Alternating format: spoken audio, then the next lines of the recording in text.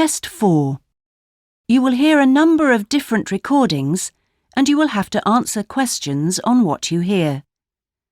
There will be time for you to read the instructions and questions, and you will have a chance to check your work. All the recordings will be played once only.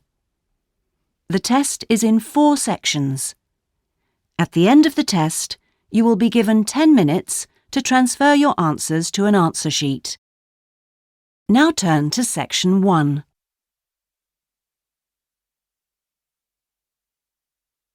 Section 1.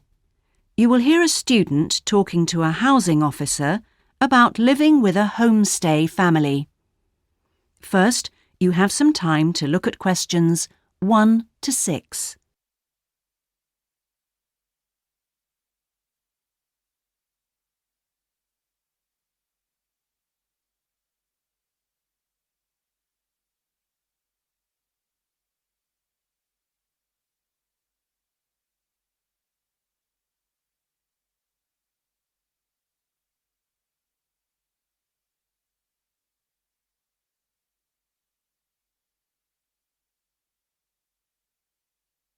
You will see that there is an example that has been done for you.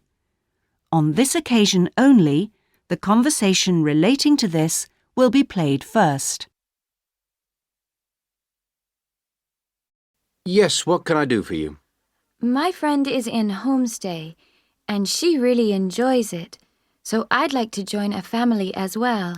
Okay, so let me get some details. What's your name? My name is Keiko Yuchini. Could you spell your family name for me? It's Yuchini. That's Yuichini.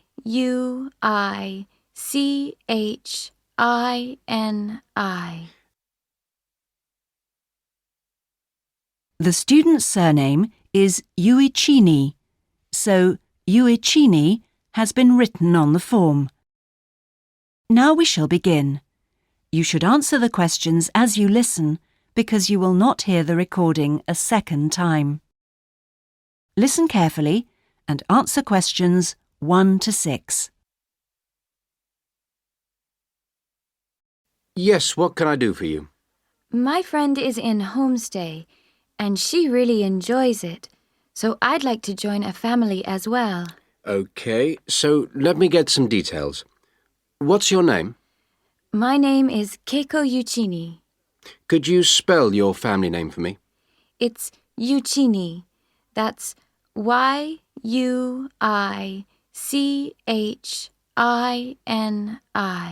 And your first name? It's Keiko. Keiko. That's Keiko Yuchini. Okay, and you're female. And your nationality? I'm Japanese. Right. And could I see your passport, please? Here it is. Okay, your passport number is JO6337. And you're how old? I'm 28 years old. Now, you live at one of the colleges. Which one? Willow College, room 21C. Right, 21C Willow College. And how long are you planning on staying with Homestay? About 4 months. Longer if I like it. And what course are you enrolled in? Well, I've enrolled for 20 weeks in the Advanced English Studies because I need help with my writing. And I'm nearly at the end of my first 5-week course. Okay. Do you have any preference for a family with children or without children? I like young children, but I'd like to be with older people. You know, adults, someone around my age. Okay. And what about pets? I am a veterinarian, so that's fine. The more the better. Before you hear the rest of the conversation, you have some time to look at questions 7 to 10.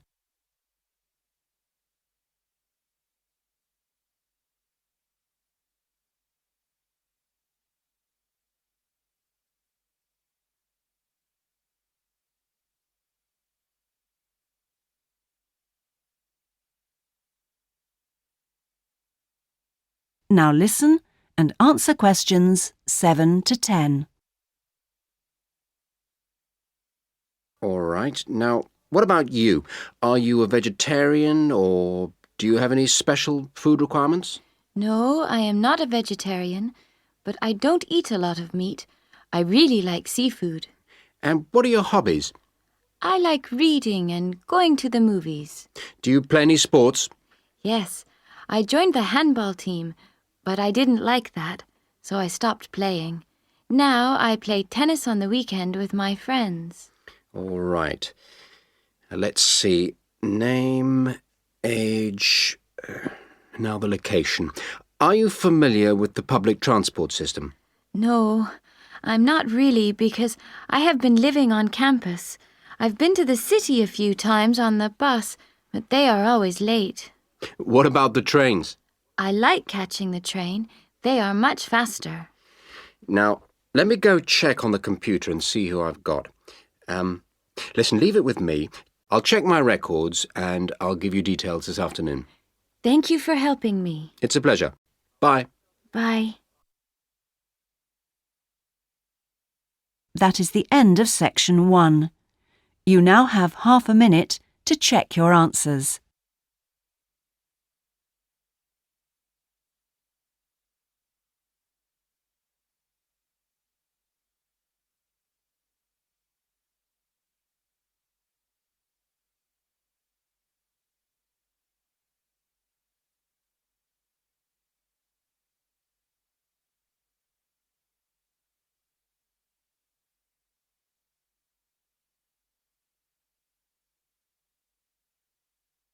Now turn to section 2. Section 2. You will hear a guide giving a tour of a park. First, you have some time to look at questions 11 to 14.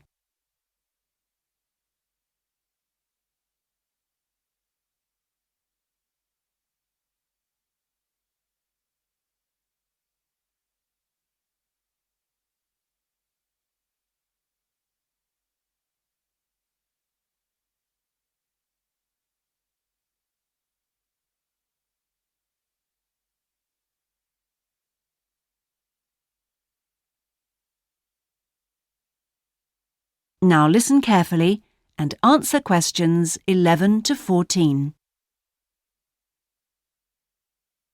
Welcome to all of you. Can everybody see and hear me? Good. I'm Sally, your guide for this tour of the Bicentennial Park.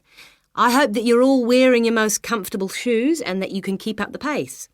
So, let's get underway on our tour around this wonderful park. I'll start today with some general background information. There used to be a lot of factories in this area until the 1960s. Creating the park required the demolition of lots of derelict buildings on the site, so most of the exciting park space all around you was originally warehouses and storehouses. The idea of building a public park here was first discussed when a property developer proposed a high-rise housing development, but the local community wasn't happy. If the land was to be cleaned up, they wanted to use the site for recreation. Residents wanted open space for outdoor activities rather than housing or even an indoor sports complex. Now, to the Bicentennial Park itself.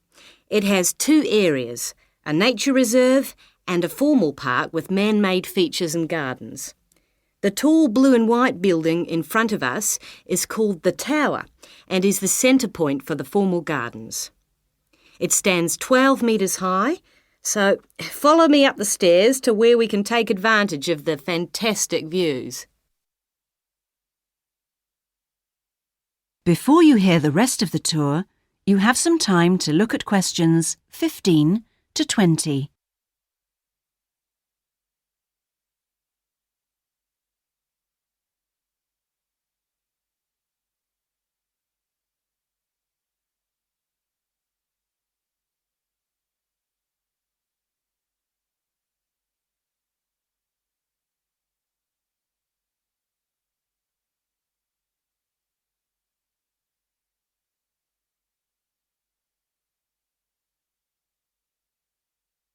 Now listen and answer questions 15 to 20.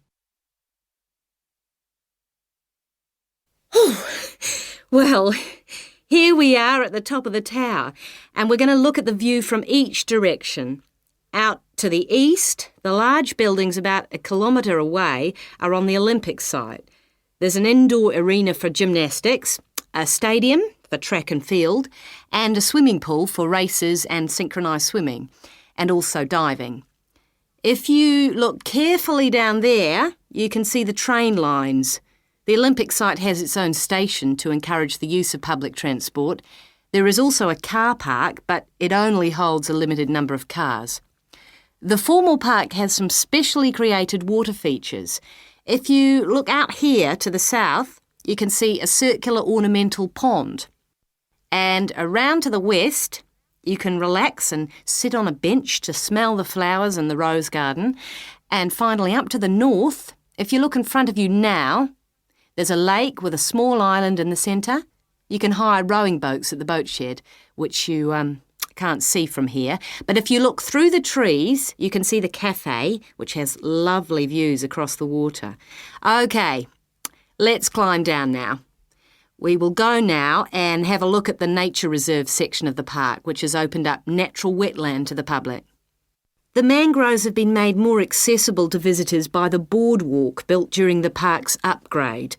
You'd think that people would come here to look at the unusual plant life of the area, but in fact it's more often used for cycling and is very popular with the local clubs. This is the far end of the park, and over there you can see the frog pond, a natural feature here long before the park was designed. Just next to it we have our outdoor classroom, a favourite spot for school parties. The area is now most often used by primary schools for biology lessons. And finally, let's pass by the Waterbird Refuge. This area is in a sheltered part of the estuary. That's why the park's viewing shelter is a favourite spot for bird watchers who can use it to spy through binoculars. You can watch a variety of waterbirds, but most visitors expect to see black swans when they come to the shelter. You might spot one yourself right now. Well, here we are back at our starting point, the Visitors Centre. That is the end of section 2. You now have half a minute to check your answers.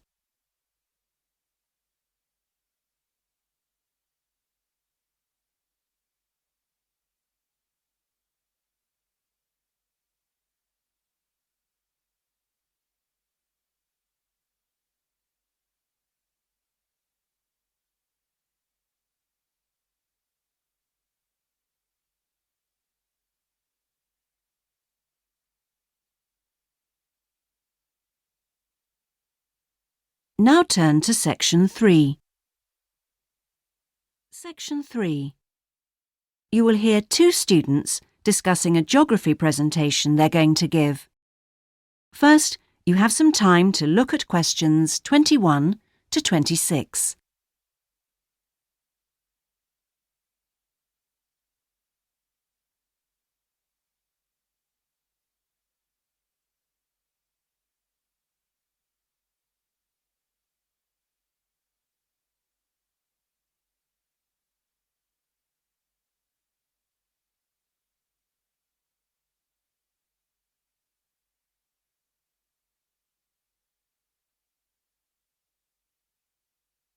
Now listen carefully and answer questions 21 to 26.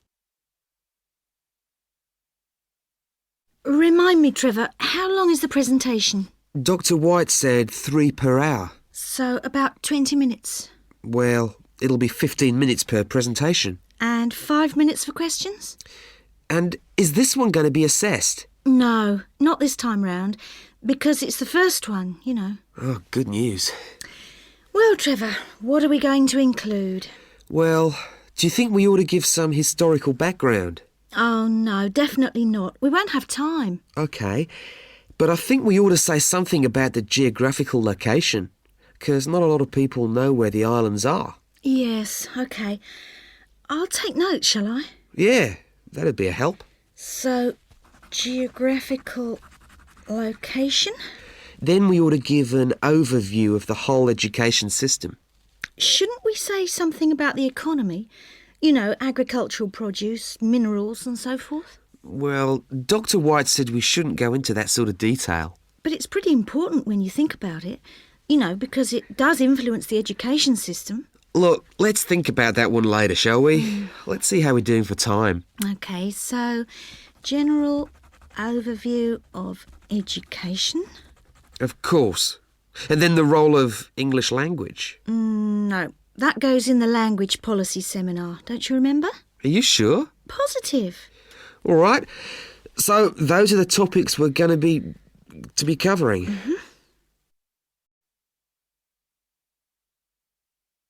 Before you hear the rest of the discussion, you have some time to look at questions 27 to 30.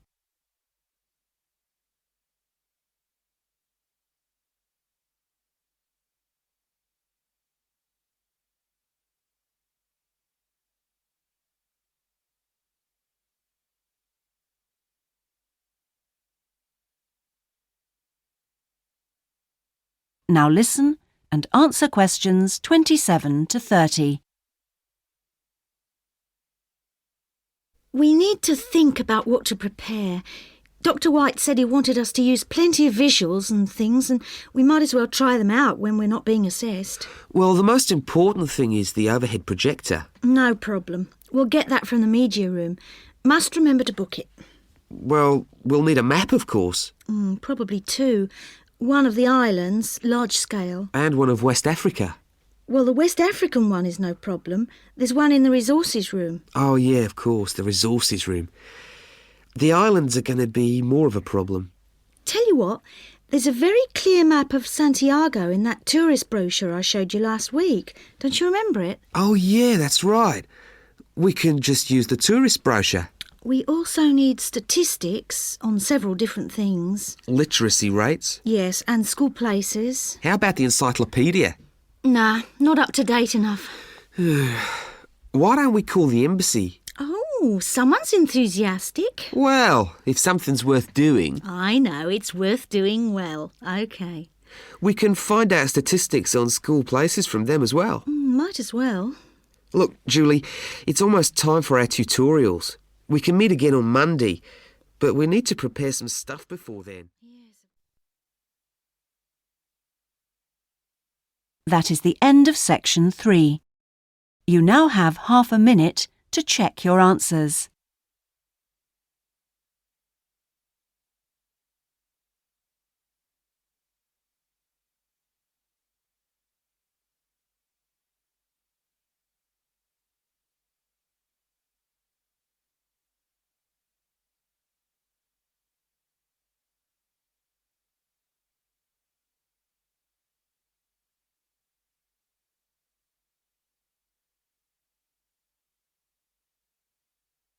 Now turn to section 4. Section 4. You will hear part of a lecture about a chemical substance called monosodium glutamate. First, you have some time to look at questions 31 to 40.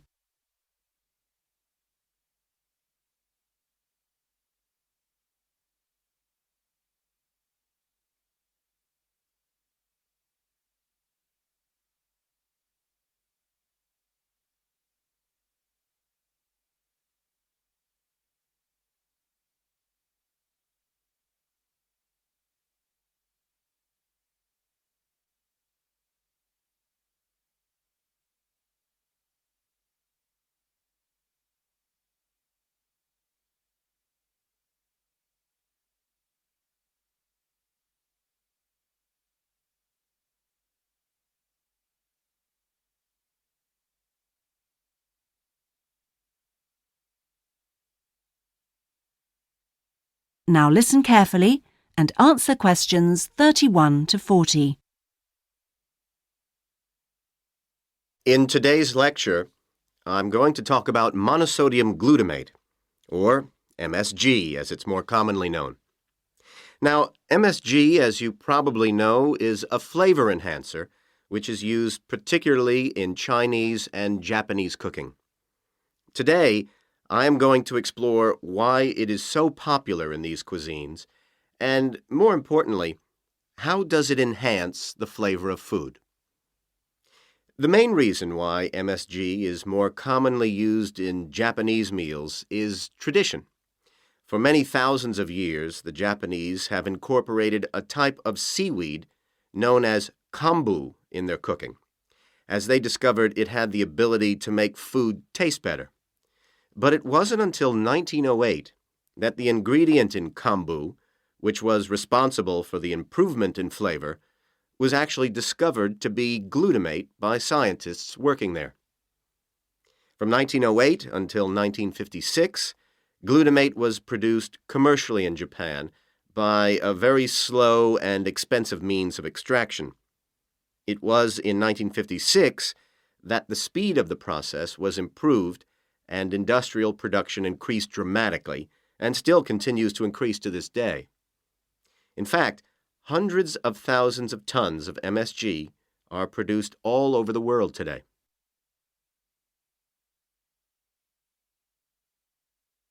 So what exactly is MSG? Well, monosodium glutamate contains 78.2% glutamate, 12.2% sodium, and 9.6% water. Glutamate is an amino acid that can be found naturally in all protein-containing foods. So this includes food such as meat and cheese. It is widely known that Chinese and Japanese food contains MSG, but many people don't seem to be aware that it is also used in foods in other parts of the world. For example, it is found in commercially made Italian pizzas, in American fast food, and in Britain, MSG is used in things like potato crisps.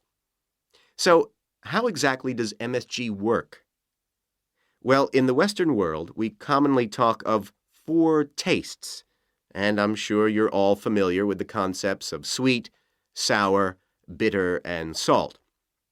Well, in 1908, Kikunae Ikeda identified a 5th taste, and it is thought that MSG intensifies this naturally occurring taste in some food.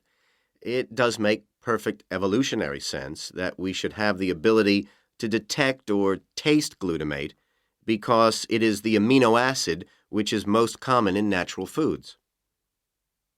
John Prescott, an associate professor at the University of Chicago, suggests that this 5th taste serves a purpose just as the other tastes do. He suggests that it signals to us the presence of protein in food, in the same way that sweetness indicates that a food contains energy-giving carbohydrates. Bitterness, he says, alerts us to toxins in the food, while sourness warns us of spoilage, and saltiness signals the presence of minerals. So, what else do we know about this 5th taste? That is the end of section 4. You now have half a minute to check your answers.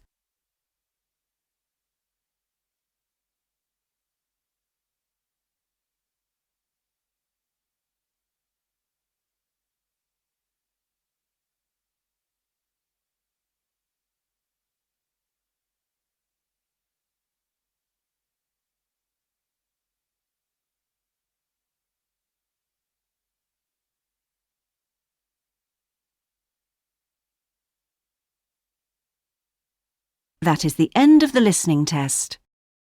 In the IELTS test, you would now have 10 minutes to transfer your answers to the listening answer sheet.